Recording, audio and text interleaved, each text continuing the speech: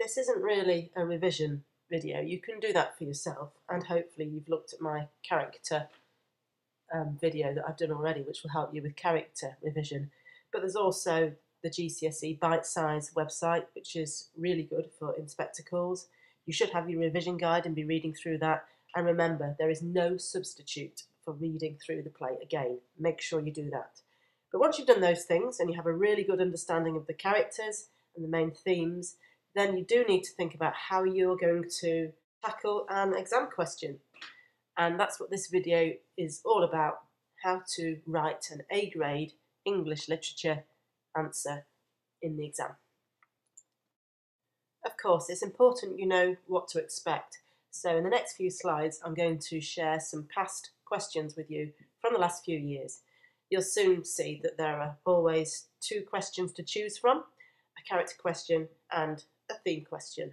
So here are some examples. In 2011, your choice was between either explain how the character of Sheila is changed by the inspector's visit, or the theme question, we are not alone, we are members of one body, we are responsible for one another. How is the theme of responsibility explored in the play? And this leads me immediately to my first tip, which is please take your time choosing. So there'll be somebody who walks out of that hall who will have started one and then thought, oh God, can't do this, and moved on to a second one. That is a disastrous error to make. So think hard, even plan out to. I'll talk about planning later. The exam isn't a race against the clock. You do have time, and the 5 minutes that you spend making an informed decision will be the most important 5 minutes you spend in the exam. Two more questions from 2012 this time. In your opinion, how successful is the inspector in his role? So that's obviously the character question on Ghoul this time. Or the theme question, show how the theme of love is explored in the play. I'm not going to discuss each of these questions. This isn't, as I've said before, a revision video. Hopefully, as you see the questions, you're thinking, yeah, I could have a go at that.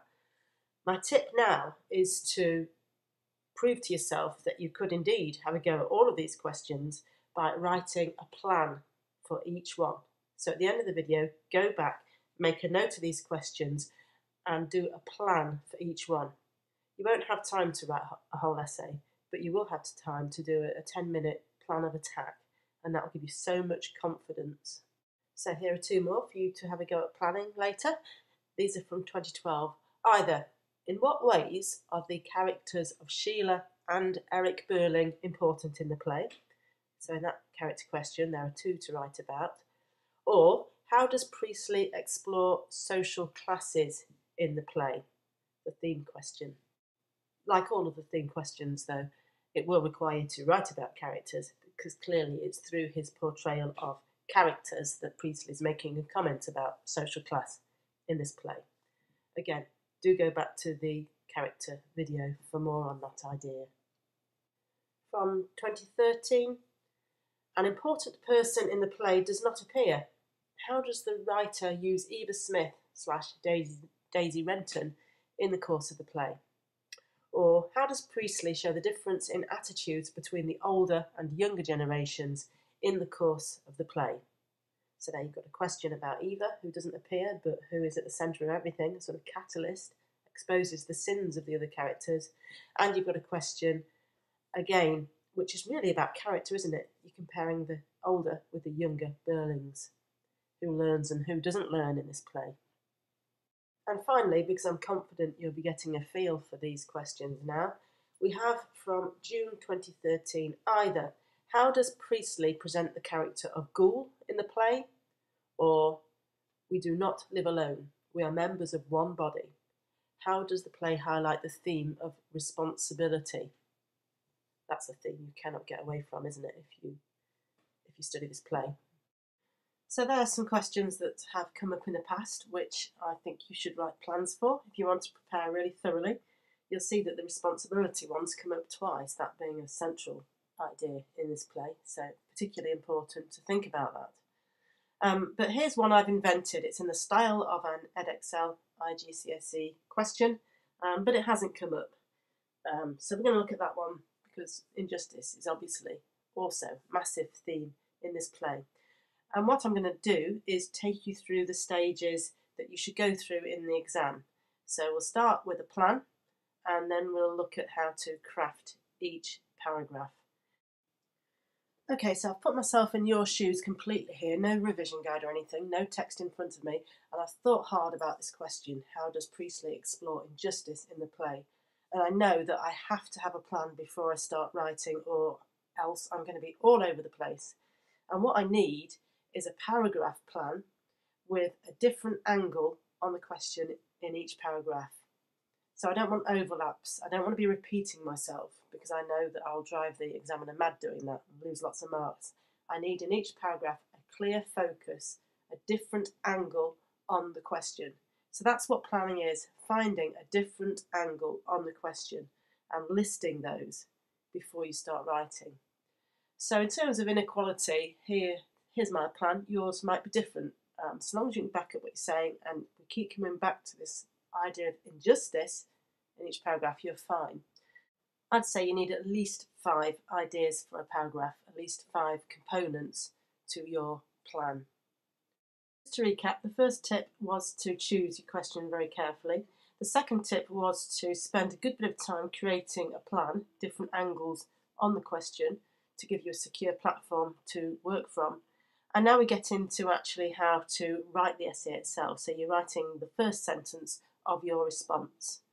So that paragraph, if you think back to my plan, was about Priestley establishing that this is a really wealthy, privileged, affluent household. So I need to get that across in my topic sentence, and then obviously I'm going to back that up with details from the text, showing my really good knowledge of the text. The topic sentence, though, the first sentence needs to be short. That's my advice anyway. Short topic sentences give your writing a sense of confidence and clarity. Short sentence, no conjunctions, no because or therefore or anything else. Short sentence, full stop, and then you're into the illustration. Let me show you what I mean. So here's the essay title again, the question, and here's the first element of my plan, the first paragraph. Opening scene, wealth, luxury, privilege, I've put. Okay, that as a topic sentence might be written like this. It is clear from the opening scene that the Burling family is extremely wealthy. Full stop. Please, full stop. I've seen so many candidates go on and on and on in their first sentence, so that actually the whole paragraph is only really one sentence. That's not good writing. It's not clear. It's not confident. So a short sentence, and then we go on to exploring in a series of subsequent sentences. The fourth tip is to develop points using the right connectives, mainly connectives that illustrate an idea. Things like, for example, as revealed by, we can see this when, for instance, those kinds of phrases. Your teacher will have talked a lot about this. I'm not going to go on and on about it, but it's easy in an exam, isn't it, to forget about style altogether. You mustn't. Connectives are crucial. Usually they come at the start of a sentence. Quite often they're followed by a comma. Have a look at my paragraph as it develops. So there's the really important topic sentence in red, and then I've illustrated it in purple, and the connectives that I've used to link and develop ideas are in green. So it is clear from the opening scene that the Burling family is extremely wealthy. Priestley's stage directions emphasise luxury. For example, the furniture is solid. The family has a servant who has just served the celebration dinner. Port is being served, and there is also a champagne toast. Now, if I was actually writing this, I would develop that paragraph a little bit further, because I've talked about the stage directions and the setting, but I haven't talked about the dialogue. And clearly from the dialogue, we discover that Burling is a very successful factory owner. Gerald Croft is equally from a wealthy family. So we're dealing with highly successful, very privileged, affluent people. But I'm not writing the essay, I'm just talking to you about style. So on to the next tip, which is to make sure you end each paragraph with a clinching sentence. By that I mean a sentence that connects very explicitly with the question, which leaves the examiner in no doubt at all that what you have written is entirely relevant. Never expect the examiner to make those links for you. The examiner won't do that. You have to do it, and that's where the marks lie. So here's how I would end the paragraph that we've just looked at. Imagine that I've completed it with references to Burling's business and so on. So I now need to link it explicitly with the question, which is about injustice, remember. So there's our paragraph with a clinching sentence added at the end, that direct link with the question, and see how it lifts the whole paragraph. Absolutely vital that you make these connections really clear. So I've written in my clinching sentence, by introducing the story of Eva Smith into this setting, through the arrival of the inspector, Priestley highlights the theme of inequality. Returning to my plan, I remind myself that the next paragraph is in fact going to focus more closely on Eva Smith, and I'll show you now a complete paragraph with all of those features that I've talked about. Topic sentence, illustration, connectives, combining points together, and a clincher at the end. So here's how it might look in relation to my second paragraph. So here we go. Eva Smith represents working class people in the play. Topic sentence. Through her story, we discover how workers were exploited. Burling believes that to make maximum profit, wages must be kept low. Therefore, connective, when Eva organises a strike for a small pay rise, she is sacked. It is evident that Burling thinks that giving in to workers' demands would be dangerous. He disapproves of cranks who preach about equality. Burling's treatment of Eva underlines the inequality that existed at a time when workers had no rights or protection. Tempting as it is, I'm not going to write out the whole essay, but I will give you one more paragraph just to reinforce this idea of how to shape a paragraph. It's so important. So when I was planning this, I decided to write about the power and influence of rich people in relation to inequality. So here we go with that paragraph. Eva's second sacking again reinforces the theme of inequality, just as clearly as the first. We discover through the interrogation of Sheila that Eva worked happily at Millwood's clothes shop for a time. However, she was sacked because Sheila thought she was laughing at her. It is clear that there is no basis for this. Eva was guilty of nothing more than being pretty. However, in 1912 English society, it was important to keep rich customers happy. The injustice of this is very clear. Eva had no voice. What I think you ought to do now is have a go at the next paragraph yourself. I've reminded you on this slide where we're up to with the plan, so it's sexual inequality next. And if you follow that formula of topic sentence, illustration, clincher at the end, I don't think you can go far wrong. So have a stab at it. I'm sure if you take that into school, your English teacher will be more than happy to give you some feedback on it. But now we move on to tip 6, which is how to finish your essay. My advice to you is not necessary to go over everything that you've said again in a shorter way.